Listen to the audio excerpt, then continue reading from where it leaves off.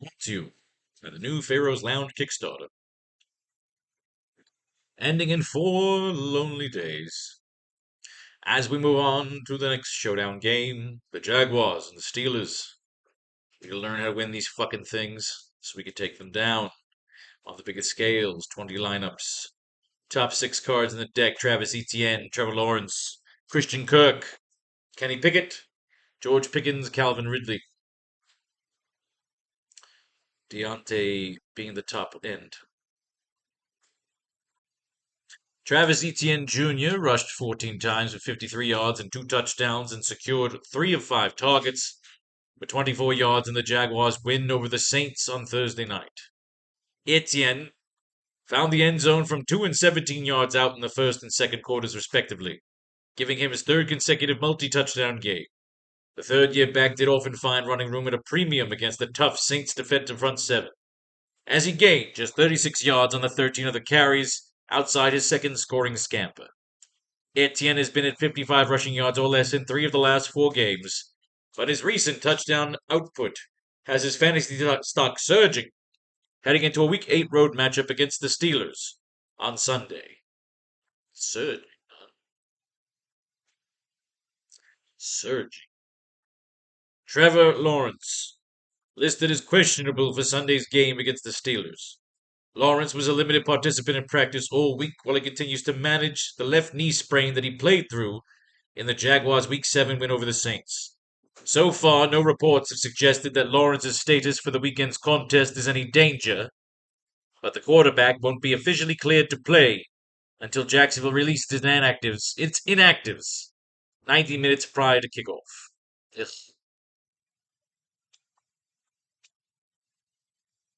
Christian Kirk secured all 6 targets for 90 yards and a touchdown, and lost a fumble in the Jaguars' win over the Saints on Thursday night. Kirk led the Jaguars in receptions and receiving yards on the night, with his 44-yard catch and run touchdown just before the 3-minute mark of the fourth quarter, ultimately proving to be the difference in the game. The reception was Kirk's second of over 40 yards this season, and helped atone for the first quarter lost fumble that didn't lead to any points for New Orleans. Kirk's yardage total was his highest since Week 2, and will take on the inconsistent Steelers secondary during a Week 8 road matchup a week from Sunday. Steelers defense is on the board. And if they're mentioned, it just means people either going to be drawn away from them because they read that, which leads us towards them. If Trevor is accident prone. Kenny Pickett completed 17 of 25 passes for 230 yards with no touchdowns or interceptions, and netted 0 yards and a touchdown on 8 rushes in the Steelers' win over the Rams on Sunday. Pickett completed a season's best 68% of his passes, while hitting the 230-yard mark for the third time in his first 6 contests. The second-year signal call also stayed interception-free for the second straight game, and the third time in the last 4 contests overall. And his 1-yard rushing touchdown early in the third quarter erased a 9-3 deficit, while also serving as the first score of the ground since Week 10 of last season. Pickett's next opportunity to build on what may have been the best all-around performance of the season comes in a Week 8 home matchup against the Jaguars.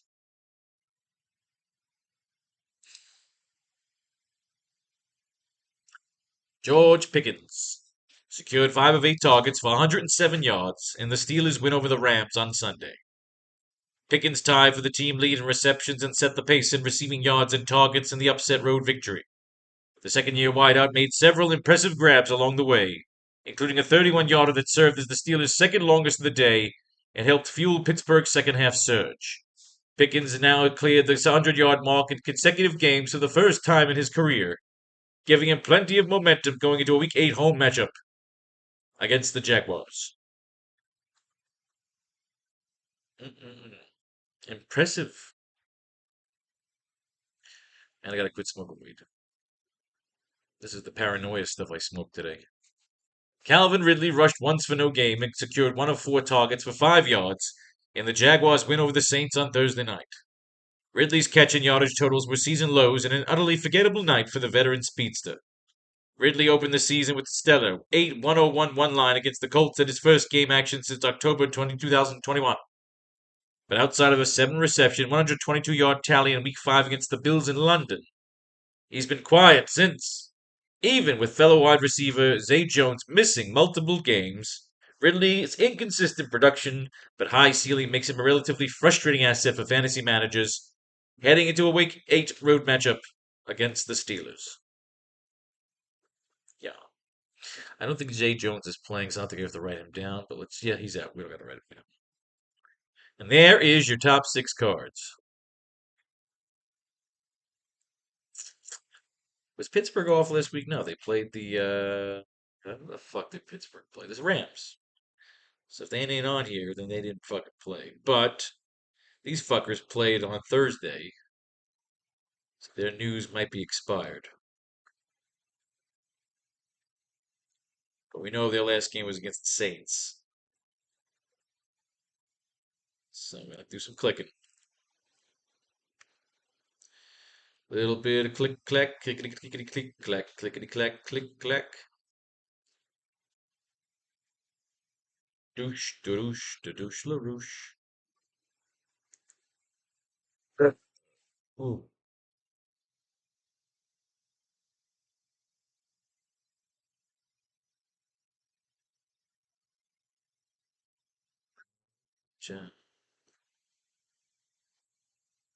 Jacob Harris, garbage. That we're looking, just because we have to. We know Pittsburgh's got some recent shit. The Steelers cut Noah Grindorf from the practice squad Tuesday.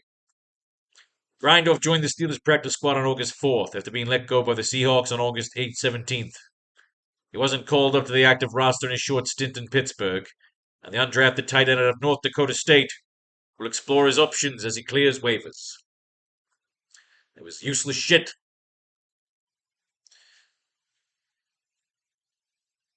Josh Peterson. We could jump over these Steelers here to Dwayne Washington. Washington didn't receive any targets during the Steelers' win over the Rams on Sunday.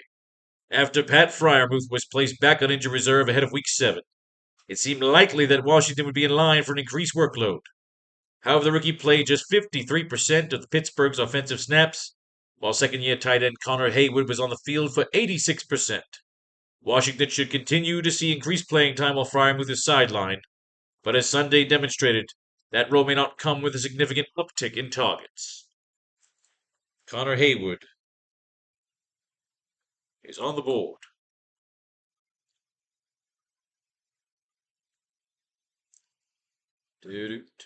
Nope, old news. Old news.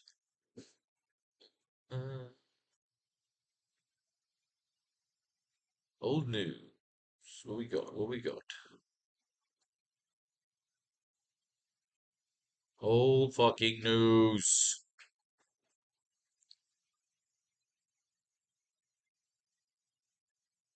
Here we go. Tank Bigsby rushed twice for 2 yards during Thursday's win against Nolans.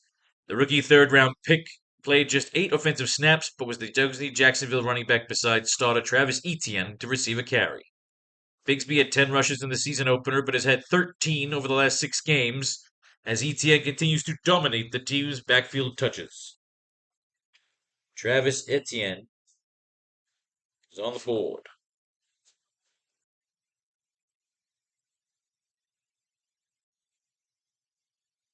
Allen Robinson II secured his lone target for 7 yards during the Steelers' win over the Rams on Sunday. The 30-year-old put together some relatively encouraging performances over the last few weeks while Deontay Johnson was sidelined, but Robinson's role within the Steelers' offense decreased once Johnson was back in action. Robinson hasn't topped 30 yards in any of the last 5 games and is unlikely to be a reliable fantasy option now that the team's receiver room is back to full strength. Deontay Johnson is on the board.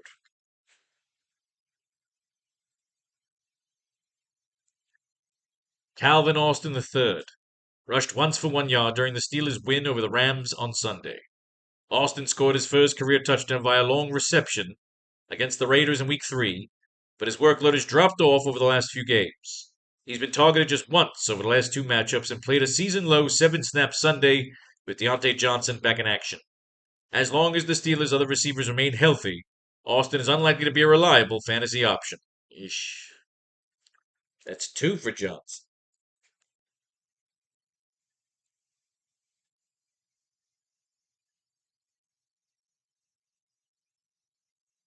Tim Jones caught both of his targets for 17 yards during Thursday's win against the Saints. The 25-year-old worked as Jacksonville's number 4 wideout and played 14 of 56 offensive snaps. Jones hasn't significantly benefited from Zay Jones' continued absence and is unlikely to have much of a role in the passing game going forward. Oh, funky butt loving, pal.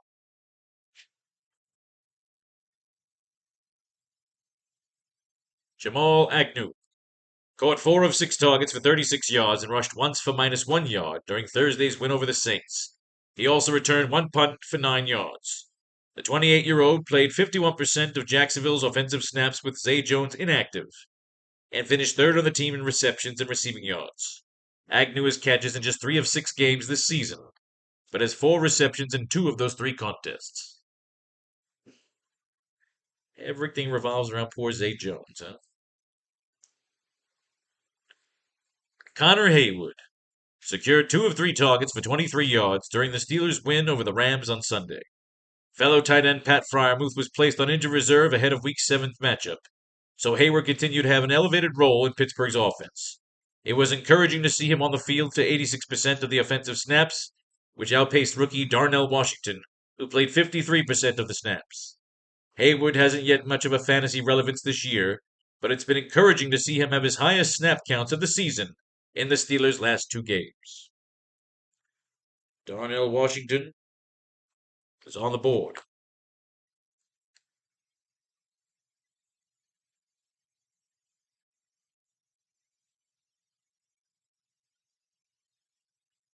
Steelers D, Jaguars D. Brandon McManus converted his only field goal attempt in all 4-point tries in Thursday's win at New Orleans. McManus' only field goal try came from 43 yards out, and he continued to demonstrate good accuracy at that range, knocking it through to extend Jacksonville's lead to 2 scores before the end of the first half. The Jaguars' offense seems to have hit its stride, scoring 31 points per game over the last 3 contests, making McManus a high-floor fantasy option.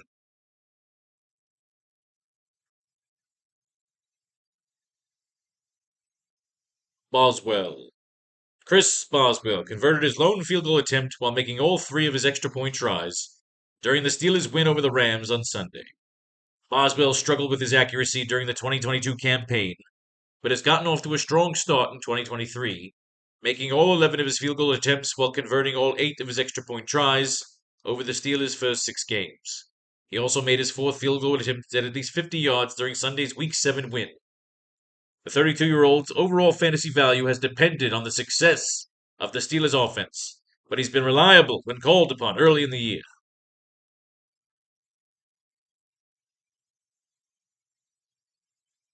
Reliable. Good for you. Good old reliable Chris Buckin Boswell. That don't win shit. Zay Jones been ruled out for Sunday's game against the Steelers. The news isn't surprising, as head coach Doug Peterson heavily implied earlier Friday that Jones wouldn't be able this weekend. Jones will sit for the 5th time in 6 games, paving the way for Jamal Agnew, Tim Jones, and Elijah Cooks to rotate in as the number 3 receiver behind Calvin Ridley and Christian Kirk. The Jaguars are still on a bye week, Week 9, so Jones' next chance to play will come November 12th against the Niners. So everybody gets into the entire receiving corps for the Jaguars gets a boost. So that's 1. Tim Jones is on the board. Jamal Agnew is on the board. Elijah Cooks is on the board. Calvin Ridley is on the board. Christian Kirk is on the motherfucking board. Goddamn. See how one guy affects everybody else like a spider web. Jaylen Warren rushed 6 times for 32 yards and a touchdown and brought in 1 of 2 targets for -1 yard in the Steelers' win over the Rams on Sunday. Warren put together a typically efficient performance while recording his first touchdown of the campaign on a 13-yard scoring run early in the fourth quarter. The OSU product wasn't able to contribute in the passing game as usual, but he remains a very effective complementary option to Najee Harris, heading into a Week 8 home matchup against the Jaguars.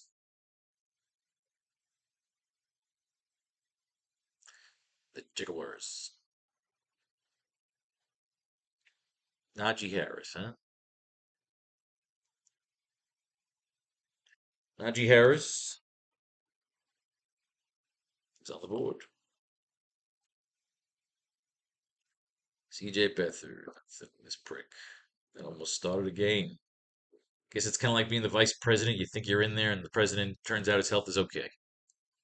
Evan Engram secured 5 of 7 targets for 45 yards, and the Jaguars win over the Saints on Thursday night. Engram finished second in receptions and receiving yards for the Jaguars on the night with his 6th tally of at least 5 catches on the campaign. While the veteran tight end has been capped at 67 receiving yards this season as far as a single game high, his role in the team's offense remains steady. Next up for Engram is a Week 8 road matchup against the Steelers on Sunday. Najee Harris rushed 14 times for 53 yards and a touchdown, and secured all 3 of his targets for 15 yards in the Steelers' win over the Rams on Sunday. He also committed a fumble that was recovered by Pittsburgh. Harris' 3-yard touchdown run just past the midway point of the fourth quarter was his first of the season, and he was able to get over the 50-yard mark on the ground for the 3rd time in the last 4 games. Harris was less efficient than backfield mate Jaylen Warren, who also scored a touchdown, but the former still outpaced the latter by 8 carries.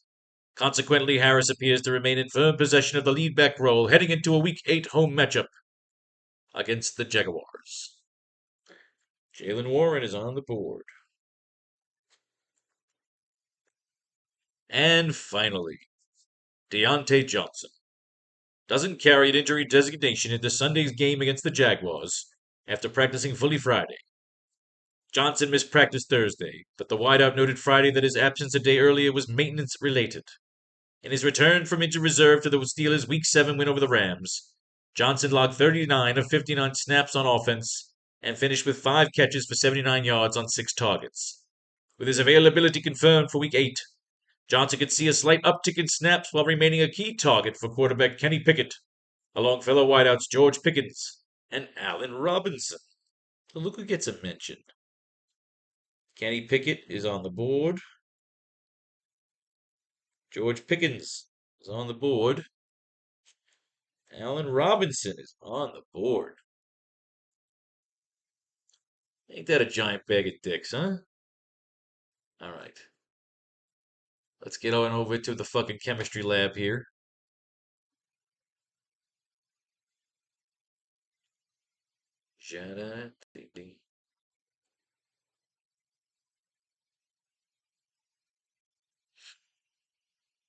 All right. Optimal, unique, 20 lineups. No stacking.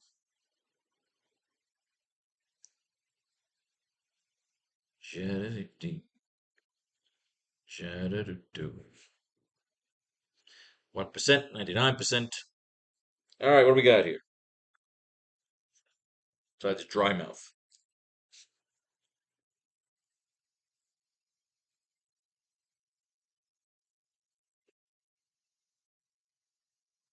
Got a bunch of dudes just getting some 1-point boosts. And Deontay Johnson, he gets 2.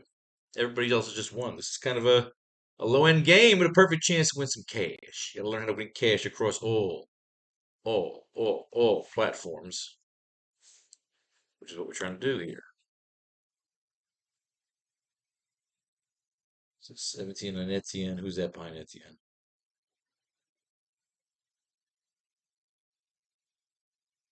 Jones.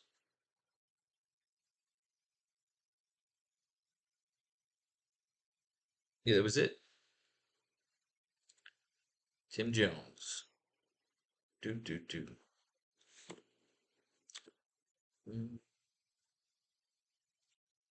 For Jones, where's Agnew? 1 point for Agnew. 1 for Elijah Cooks, of all people.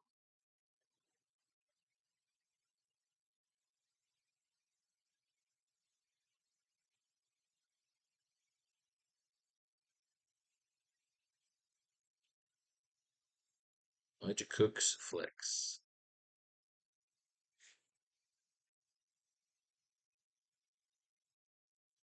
There you go.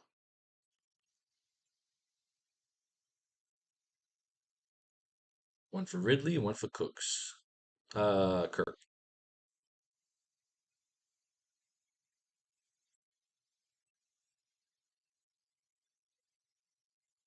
That's it for the Jags. On to the Steelers.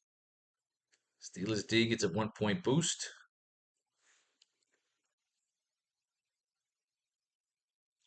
Connor Haywood, 1 point boost.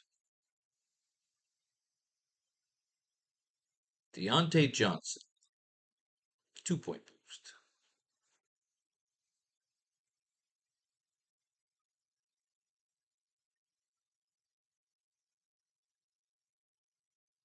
Darnell Washington.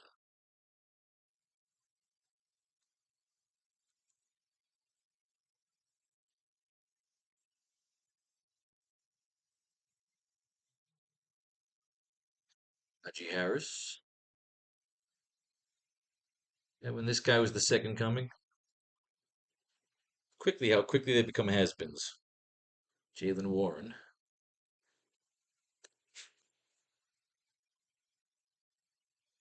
Kenny Pickett.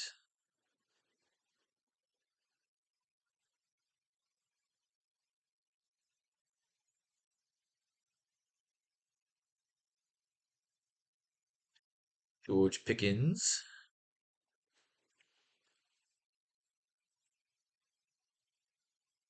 And finally, Allen Robinson II gets a 1 point boost. All right, let's take a look at some captains.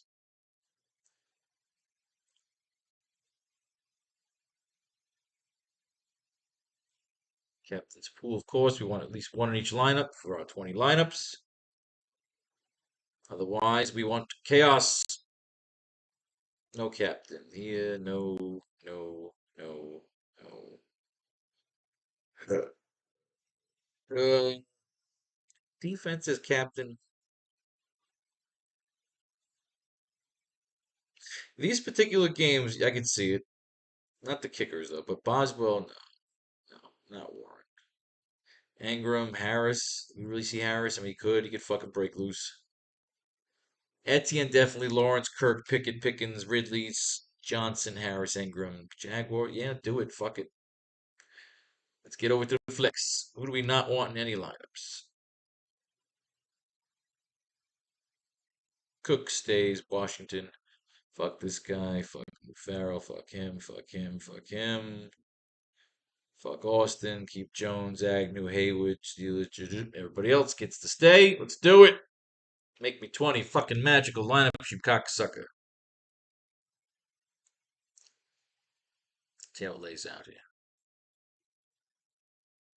Let's see who they captain. All right, out of 20 captains lineups, it's actually spread a little bit out here. You get Kenny Pickett at 5, Deontay Johnson also 5, Trevor Lawrence 2, George Pickens and everybody else 1 lineup each at the top spot. Let's see how it lays out. Let's take a look at our flex. Trevor Lawrence in every lineup, along with Deontay Johnson. Kenny Pickett at 14, A-Rob at 12. Wow, A-Rob, it's squeezing A-Rob to those lineups. That interesting. George Pickens, Jalen Warren, 8 lineups. Connor Haywood, 8. Travis Etienne, 7. Calvin Ridley, 5. Kirk, 3. Najee Harris, 2. Ingram, 1. Wow. Definitely would have expected more Jags, but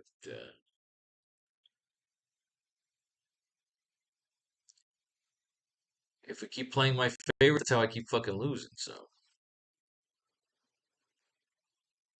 Doo-doo, doo-doo, doo-doo.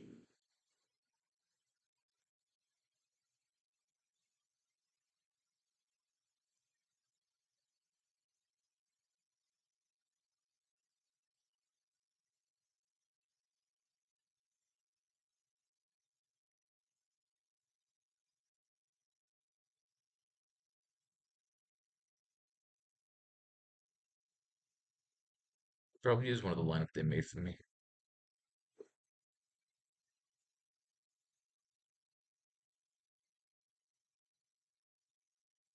The optimal.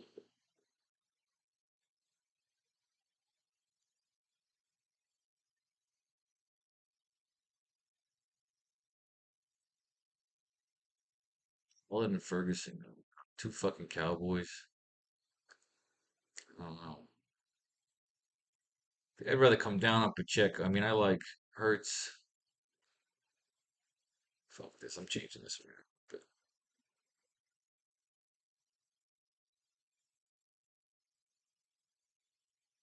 I want AJ fucking Brown.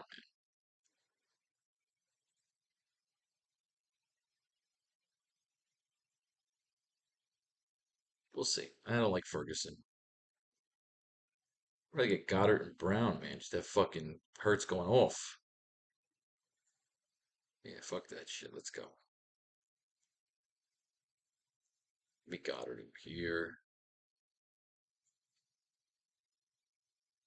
Come down over at Bengals fucking D. Save some cash.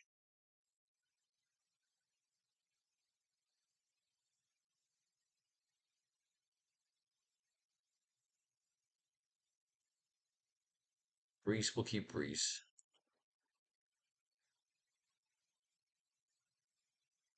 Come out of McLaurin. Give me AJ Brown. So I need 33, which I think I can get with Brandon fucking Powell. Right fucking there. Brandon Powell, Bengals D, Goddard, Bourne, Brown, Flowers, Brees Hall, Tony fucking Pollard, Apsick, goddamn Dibley. Let's go on ahead and make that shit happen.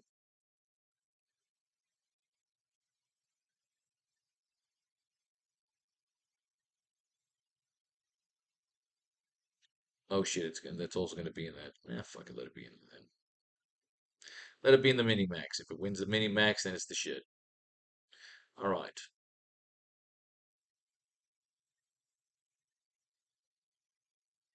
Upload lineups.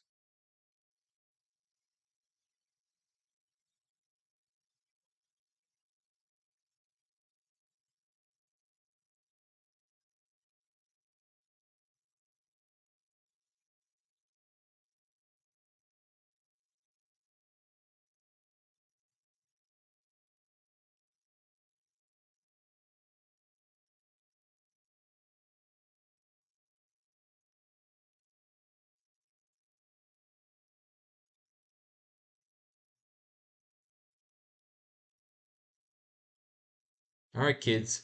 Let fate and faith decide your fortune. If you should win, blow your money right here on the new Pharaoh's Lounge Kickstarter. Peace, love, and war. All that shit in between.